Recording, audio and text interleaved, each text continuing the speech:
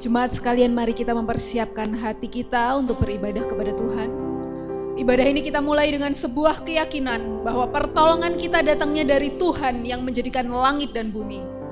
Turunlah atas kita sekalian rahmat yang datangnya dari Allah Bapa, Allah Anak, dan Roh Kudus.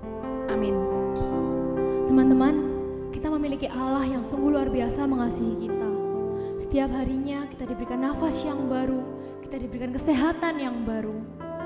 Teman-teman, saat ini saya mau mengajak kita semua untuk sungguh-sungguh datang ke hadirat-Nya.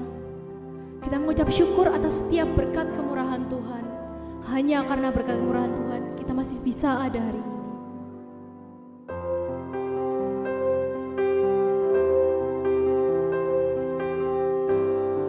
Kita naikkan pujian ini dengan sungguh-sungguh.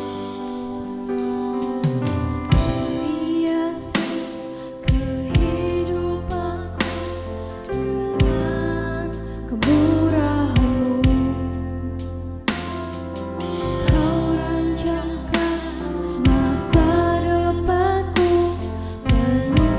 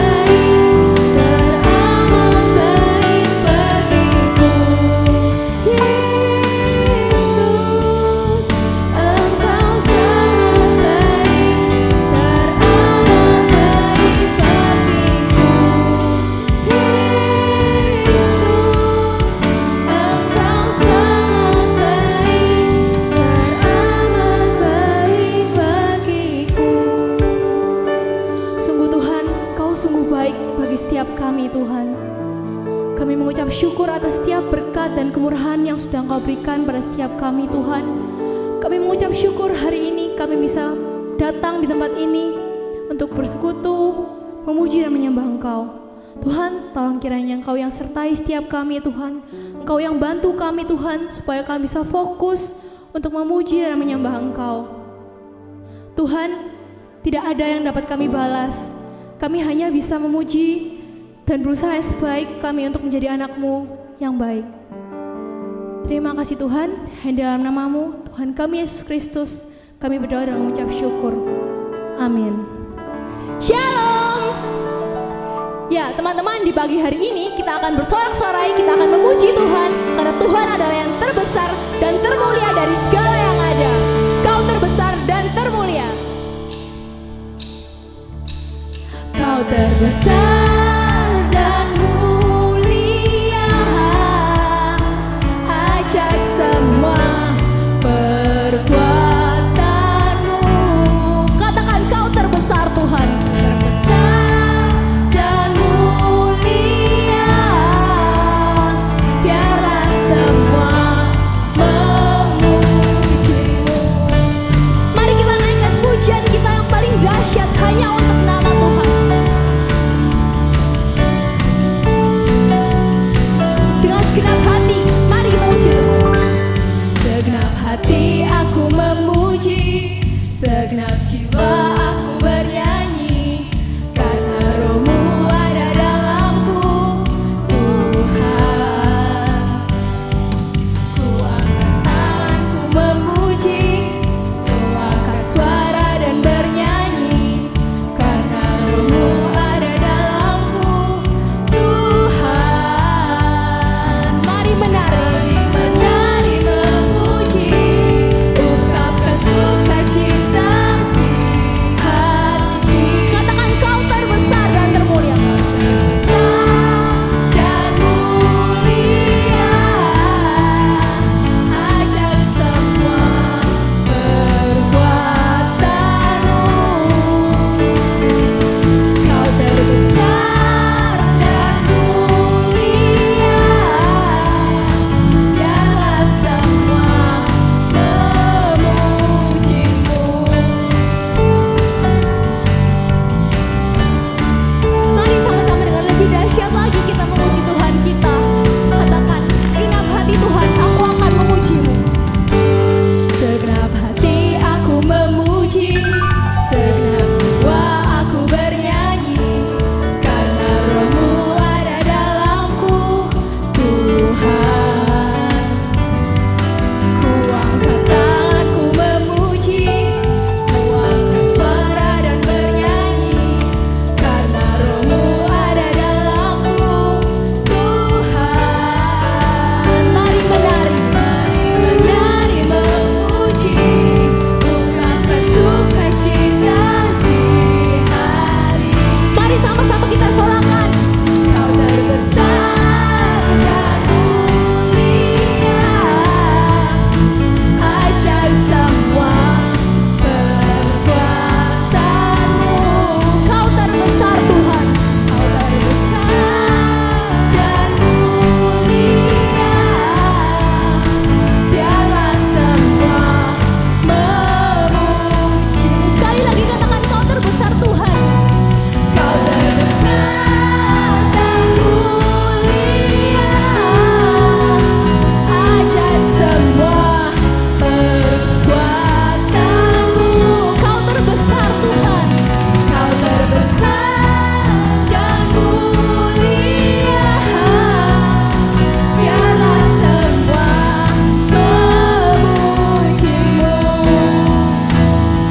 Biarlah semua memuji. Sekali lagi katakan biarlah semua, biarlah semua memuji-Mu.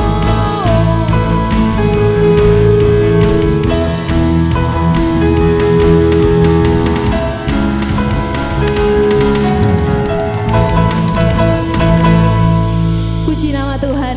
Mari dengan segala umat di segala gereja di sepanjang abad kita ikrarkan pengakuan kita, pengakuan iman rasuli. Pengakuan iman rasuli. Aku percaya kepada Allah, Bapa yang Maha Kuasa, Khalik langit dan bumi, dan kepada Yesus Kristus anaknya yang tunggal Tuhan kita, yang dikandung dari Roh Kudus, lahir dari darah Maria, yang menderita sengsara di bawah pemerintahan Pontius Pilatus, disalibkan, mati dan dikuburkan, turun ke dalam kerajaan maut. Pada hari yang ketiga, bangkit pula dari antara orang mati, naik ke surga, duduk di sebelah kanan Allah, Bapa yang Maha Kuasa, dan dari sana Ia akan datang untuk menghakimi orang yang hidup dan yang mati. Aku percaya kepada Roh Kudus, gereja yang kudus dan am, persekutuan orang kudus, pengampunan dosa, kebangkitan tubuh, dan hidup yang kekal. Amin. Teman-teman, di masa-masa pandemi ini, mungkin banyak sekali persoalan yang muncul, mulai dari masalah finansial, masalah sekolah dan kuliah yang semakin sulit karena kita tidak bisa bertatap muka. Masalah mungkin ada dari kita yang merasa kesepian karena tidak bisa bertemu dengan orang-orang yang kita kasihi. Teman-teman, kita tidak tahu sampai kapan pandemi ini akan berakhir. Tapi kita tahu satu hal, kita punya Tuhan yang memiliki segalanya. Kita punya Tuhan yang berdaulat atas segalanya. Dan kita tahu bahwa waktu Tuhan adalah yang terbaik bagi setiap kita.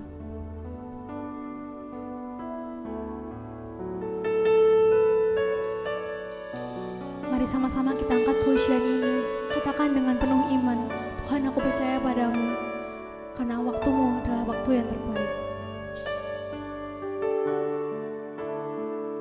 Bila kau izinkan sesuatu terjadi, ku percaya semua untuk kebaikanku. Bila nanti telah tiba waktumu, ku percaya kuasa-Mu.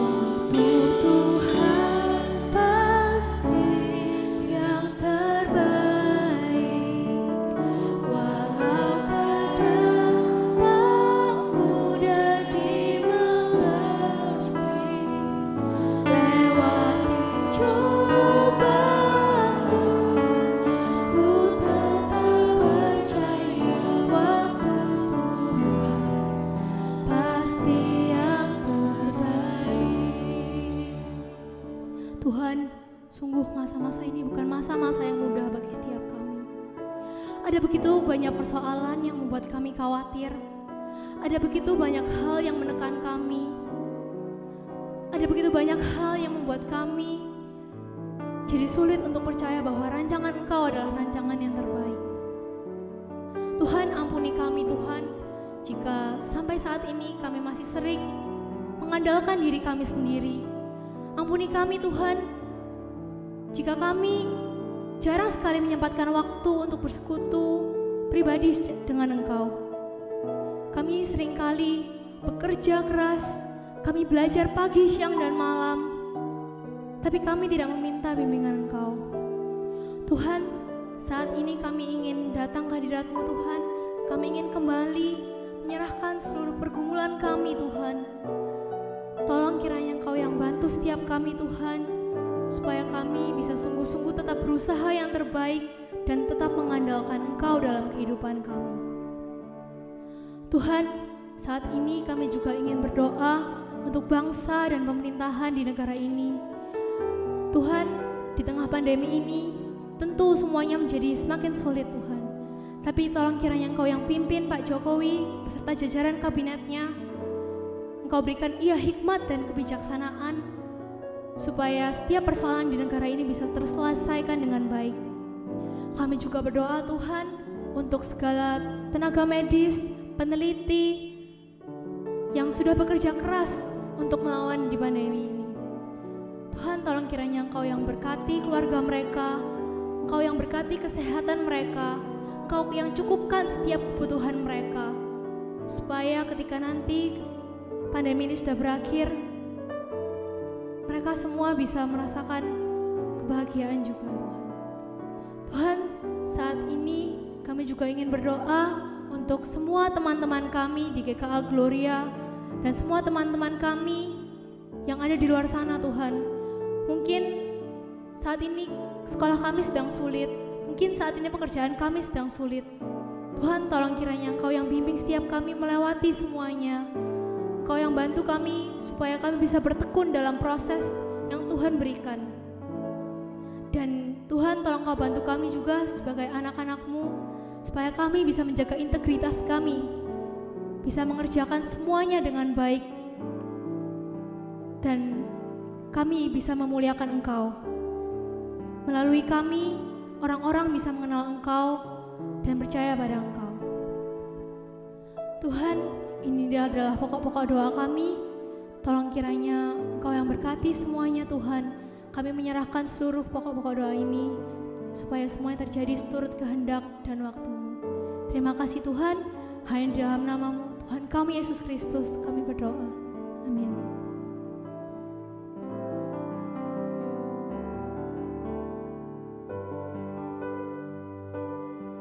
Mari sama-sama kita nyanyikan satu pujian. Dan ku ingin mengenal-Mu Tuhan, lebih dalam dari semua yang ku kenal. Tiada kasih yang melebihi-Mu, ku ada untuk menjadi penyembah-Mu.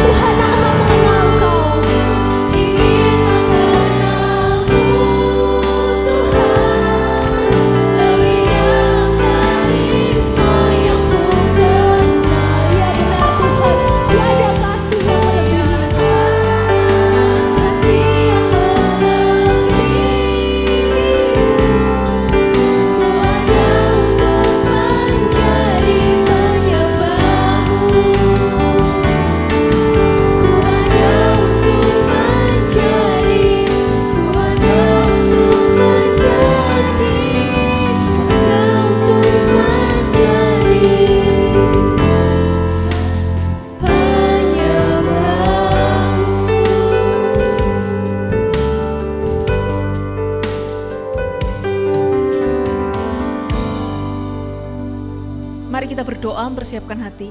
Tuhan Yesus, kami datang kepadamu di tengah ibadah online yang seringkali tidak begitu nyaman buat kami ini Tuhan. Kami rindu kami tetap mau punya hati untuk mendengarkan firman Tuhan. Roh Kudus, tolong dorong kami supaya kami menuntut diri kami untuk kami belajar firman Tuhan. Sekalipun kondisinya tidak senyaman dulu lagi. Tolong kami Tuhan, biarkan mata hati kami terbuka akan kebenaran. Kiranya Roh Kudus boleh menolong setiap kami. Di dalam nama Tuhan Yesus kami berdoa. Amin. Shalom saudara, apa kabarnya di rumah masing-masing? Saya berharap setiap kita dalam keadaan baik ya. Saya ajak kita semua membuka Roma pasal 8 ayat yang ke-28. Saya akan membacakan bagi kita semua.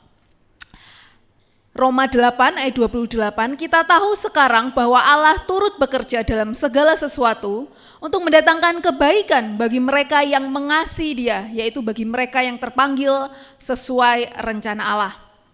Oke saudara, di layar saudara ada seorang remaja, dia bernama Stephen Aris Nugroho.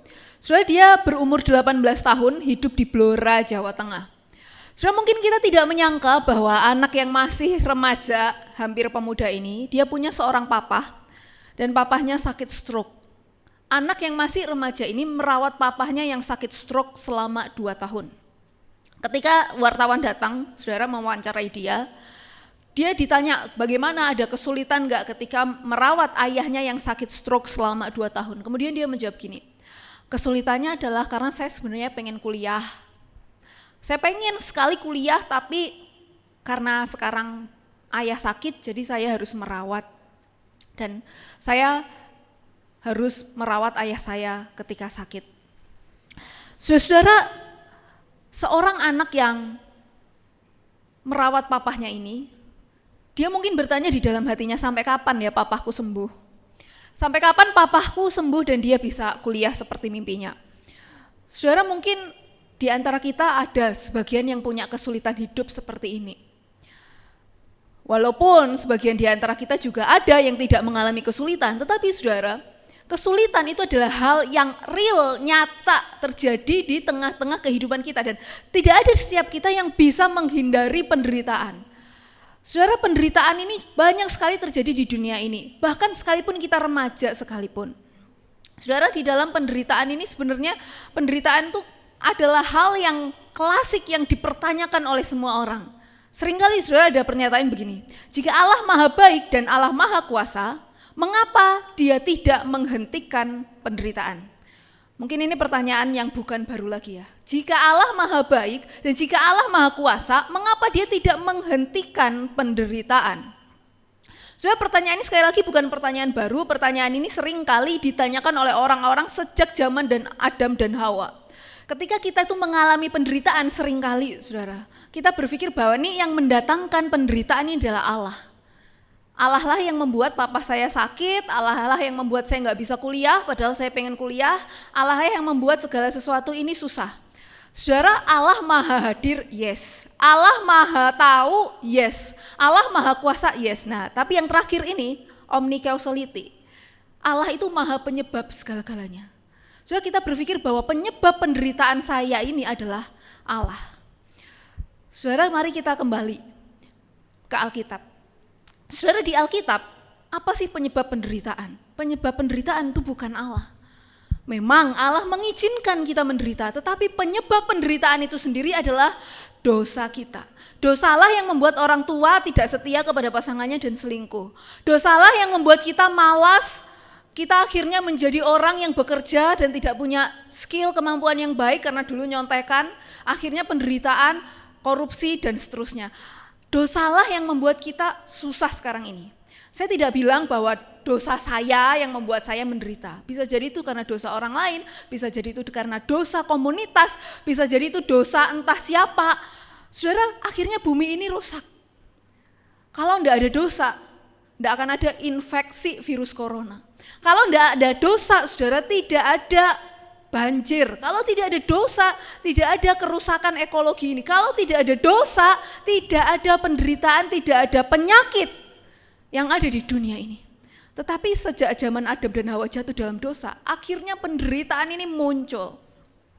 Nah, saudara, ngomong-ngomong soal penderitaan, saya mau terangin singkat ya konteks kitab Roma.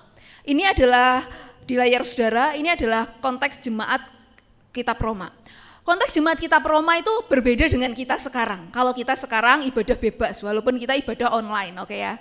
Kita bisa ke gereja kalau nanti sudah tidak ada virus, kita bisa beribadah dengan lega dan seterusnya. Tetapi saudara, pada saat itu, jemaat Roma bukanlah jemaat yang dengan bebas beribadah.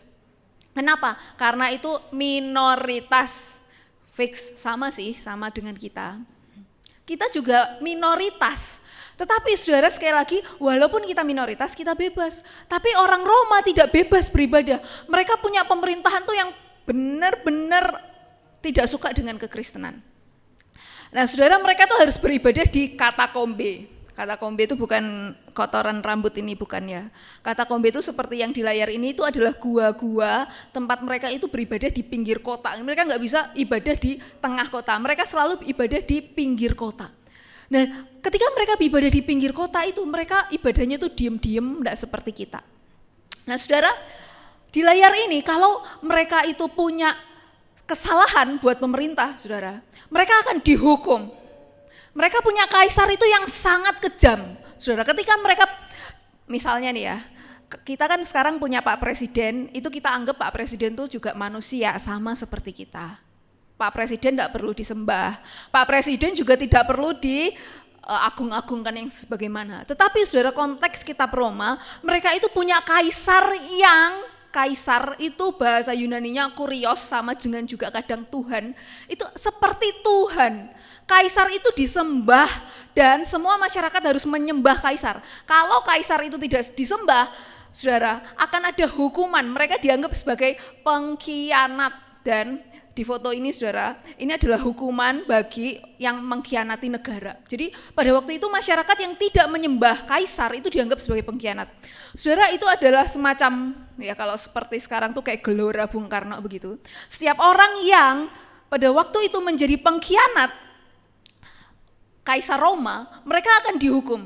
Dan hukumannya adalah, saudara, mereka diperhadapkan, tuh tontonan orang banyak, kemudian mereka dikumpulkan di tengah. Nah, ini di sini ada gambar, tuh ada gambar singa, itu keluar dari dalam gudang atau kandang singa. Kemudian mereka nanti akan dimakan singa, akan dicabik-cabik singa, dan ketika mereka dicabik-cabik singa, itu mereka menjadi tontonan oleh banyak orang. Kejem banget kan pada waktu itu. Jadi saudara, jemaat Roma itu sangat menderita pada waktu itu. Mereka jadi orang Kristen itu enggak gampang betul-betul. Nah di tengah penderitaan itu, saudara, apa pola pikir Paulus? Apakah dia juga berpikir kalau Allah Maha Baik? Tentunya Allah ini menghapus semua penderitaan jemaat Roma kan? Tetapi Paulus mengajarkan satu hal. Apakah Allah Maha Baik? Yes, Allah tetap baik. Buktinya apa? Buktinya Kristus mati buat kita. Kristus mati itu adalah kasih yang luar biasa, kebaikan yang paling baik, dan tidak ada kebaikan setinggi yang lain, setinggi ini. Apakah Allah Maha Kuasa? Yes. Allah ketika mati dia bisa bangkit dan dia menebus jiwa kita dari kuasa dosa yang begitu besar. Saudara, saya mau bacakan sekali lagi Roma pasal 8 ayat 28. Kita tahu sekarang bahwa Allah turut bekerja dalam segala sesuatu untuk mendatangkan kebaikan bagi mereka yang mengasihi Dia dan bagi mereka yang terpanggil sesuai dengan rencana Allah. Saudara, Allah yang maha baik dan Allah yang maha kuasa itu sebenarnya tidak bertentangan dengan adanya penderitaan. Saya mau kasih ilustrasi singkat. Tentunya ilustrasi ini tidak sempurna, break at a certain point, tetapi ilustrasi ini bisa menggambarkan keberadaan Allah yang maha baik dan Allah yang maha kuasa tidak bertentangan dengan adanya penderitaan. Sama seperti keberadaan ayah yang baik, yang kaya raya dan bahagia itu tidak bertentangan dengan keberadaan anak dari ayah tersebut yang jahat, miskin, dan menderita. Saudara, ayah ini saya ibaratkan seperti Allah yang maha baik, yang kaya raya dan bahagia. Sedangkan manusia itu seperti anak yang jahat, miskin, dan menderita. Kok bisa ya? Seakan mungkin kita, mana ada ayah yang kaya raya, baik, dan bahagia, kemudian punya anak yang miskin, jahat, dan menderita. Tetapi kalau kita betul-betul perhatikan di dunia ini, sebenarnya ada realitas seperti itu. Ada loh, ayah yang baik, kaya raya, dan sangat bahagia kemudian memiliki anak yang jahat, miskin, dan menderita. Saudara, ayah yang baik punya bisa anak yang jahat. Kenapa? Karena anak ini punya kehendak bebas sendiri. Dia punya kehendak sendiri, dia punya keinginan sendiri, sehingga saudara dia bisa menjadi jahat. Allah kita adalah Allah yang baik, tetapi manusia ternyata tidak mentaati kebaikan Tuhan. Manusia menjadi jahat karena dosa itu tadi. Keberadaan ayah yang kaya raya, Allah kita juga kaya raya, namun manusia bisa menjadi miskin. Kenapa saudara? Contohnya, di perumpamaan anak yang hilang, seorang bapak itu sangat kaya raya, lalu punya anak yang ngambil warisan dari papanya, lalu kemudian dihabiskan warisan itu sampai dia tidak punya duit. Papanya bisa makan apapun yang enak, tetapi dia mau makan saja tidak punya duit, dan dia harus makan dari makanan babi. Seperti itu juga keberadaan manusia. Allah kita kaya raya, tetapi kita bisa menjadi miskin. Dan keberadaan Allah yang bahagia itu bukan berarti kita tidak bisa menderita. Saudara, misalnya kita kalau punya orang tua kan tidak selalu pengen kita itu senang terus walaupun kita jahat. Seringkali saudara, saat kita misalnya melakukan kesalahan dan kita harus menanggung konsekuensi atas kesalahan kita, kita menderita, ya kan? Kita mengalami kesulitan. Dan tidak secara otomatis papa kita langsung membantu kita ngasih kebaikan dan segala sesuatunya, tidak. Kenapa? Karena seringkali ayah kita mengizinkan kita mengalami kesulitan, karena itu ya konsekuensi, karena kenakalan kita, karena kesalahan kita, karena dosa kita. Dan konsekuensi itu membuat kita bertumbuh secara lebih baik. Nah saudara, Allah kita tetap baik, tetapi memang seringkali dia mengizinkan kita menderita dengan segala maksud yang mendatangkan nanti kebaikan. Saudara, sampai di sini, sekali lagi saya mau mengatakan bahwa keberadaan Allah yang maha baik dan kuasa tidak bertentangan dengan keberadaan penderitaan. Mungkin kita bertanya gini, di tengah pandemi gini apa sih yang baik? Saudara, saya mau kita berpikir sedikit ya. Ada beberapa hal yang baik di tengah pandemi ini. Misalnya, saya yakin saudara dosa-dosa itu terbatasi karena adanya pandemi ini. Segala aktivitas fisik kita dibatasi oleh adanya pandemi. Sehingga misalnya ya dosa-dosa seperti percabulan, kemabukan. Kemarin saya baca berita 60 bar di Inggris itu tutup. Nah, kita nggak tahu berapa bar di Indonesia yang juga tutup. Artinya banyak dosa-dosa yang terbatasi karena pandemi ini. Jadi saudara, saya percaya ada kebaikan yang sedang Tuhan kerjakan. Yang kedua misalnya, waktu di awal pandemi kita melihat banyak sekali anak muda itu yang turun tangan ngasih, bapak becak, kemudian mereka ngasih sesuatu buat orang yang miskin, ada benar-benar bentuk kepedulian sosial dari beberapa kalangan masyarakat. Jadi saudara, ada banyak spiritualitas yang terbangun di tengah pandemi ini, belas kasihan orang juga makin bagus, belas kasihan orang makin baik. Yang ketiga misalnya, dan ini yang penting, ternyata saudara, aset pelayanan digital selama pandemi ini naik drastis. Oke ya, ini adalah survei dari Bilangan Research Indonesia. Mereka mensurvei, dulu saudara, pada sebelum ada pandemi, tidak semua gereja itu punya komisi digital atau komisi multimedia. Hanya sekitar ya sekian persen, di situ 30-an% yang punya komisi digital. Dan itu pun tidak semua, walaupun punya komisi, belum tentu memproduksi konten-konten yang rohani, konten-konten yang alkitabiah, konten-konten yang bagus. Enggak. Nah kemudian 3 bulan pandemi ini jalan, ternyata gereja-gereja itu mulai berpikir dan terbentuk komisi-komisi pelayanan digital atau digital ministry. Terbentuk komisi-komisi multimedia yang mengurus, nih kita perlu nih buat konten-konten rohani yang baik. Dan saudara, ternyata produksi pelayanan digital itu naik 2-5 kali lipat, which is ini lebih tinggi dari aset komersial marketplace pada umumnya.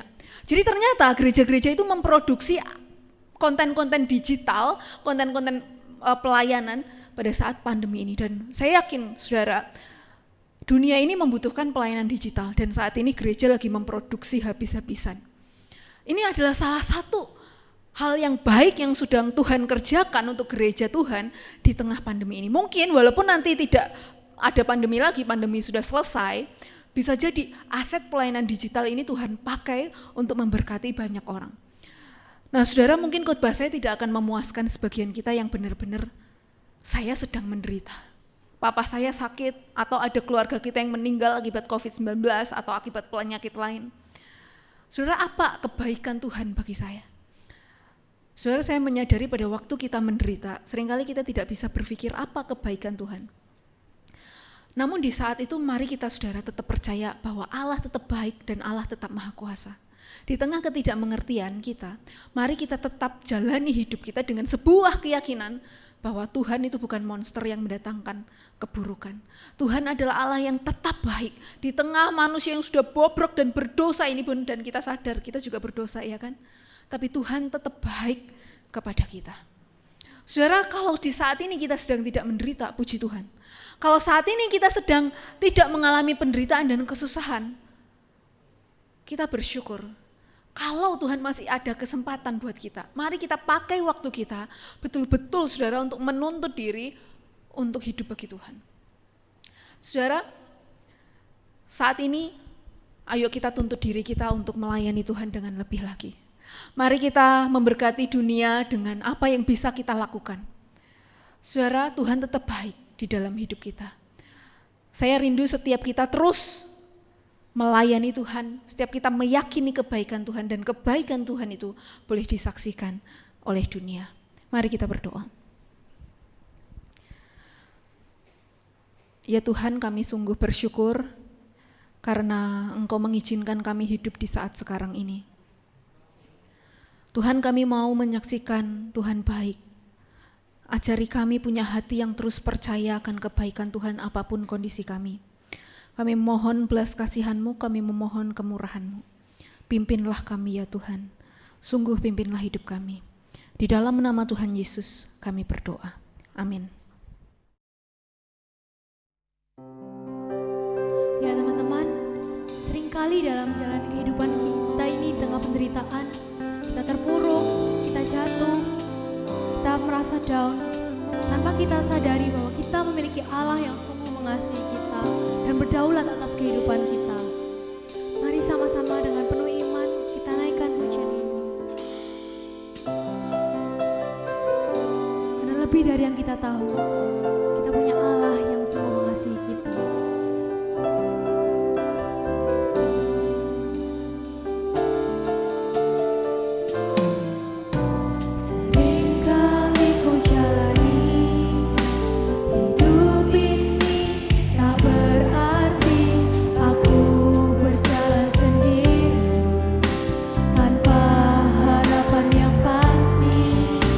Namun tanpa ku sadari, tangan-Mu yang